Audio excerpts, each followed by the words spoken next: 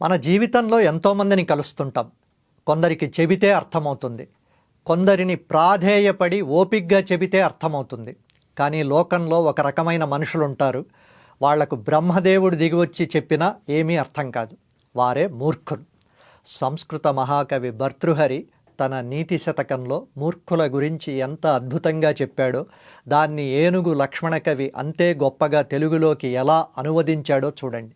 ముందుగా భర్తృహరి రాసిన ఆ ప్రసిద్ధ శ్లోకం: ప్రసహ్యమణి ముద్ధరేన్మకర వక్త్రదంష్టాంతరాత్ సముద్రమపి సంతరేత్ ప్రచలదూర్మిమాలాకులం భుజంగమపి కోపితం శిరసి పుష్పవద్దారయేన్నతు ప్రతినివిష్ట మూర్ఖజన చిత్తమారాధయేత్.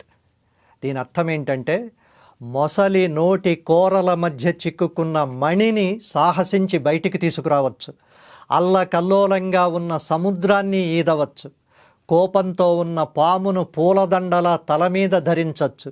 కానీ మూర్ఖుడి మనసును మాత్రం మార్చలేము, వాళ్లను మెప్పించలేము.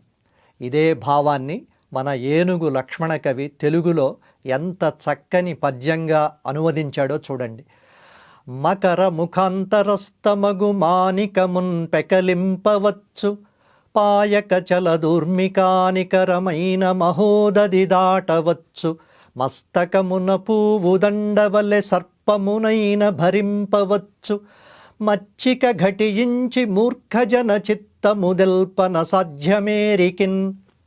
చూసారా, మొసలి నోటి నుండి మణిని తీయడం, సముద్రాన్ని దాటడం, విషసర్పంతో ఆడుకోవడం లాంటి అసాధ్యమైన పనులైనా చేయొచ్చేమో కానీ మొండి పట్టుదలతో ఉండే మూర్ఖుడిని ఒప్పించడం మాత్రం ఎవరి తరం కాదని కవి హెచ్చరిస్తున్నాడు.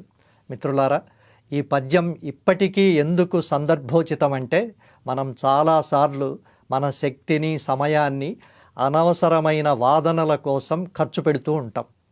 ఒక వ్యక్తికి విషయం తెలియకపోతే చెప్పచ్చు, నేర్పించవచ్చు.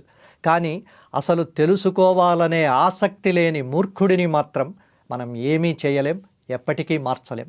అందుకే పెద్దలు చెప్తారు, మూర్ఖుడితో వాదన గోడతో మొత్తుకున్నట్లే అని. అలాంటి వాళ్లను మార్చడానికి ప్రయత్నించి మన మానసిక ప్రశాంతతను కోల్పోవడం కంటే వాళ్లను వదిలేయడమే ఉత్తమం. ఇలాంటి మరిన్ని మోటివేషనల్ వీడియోల కోసం ధాత్రి టీవీని సబ్స్క్రైబ్ చేసుకోండి.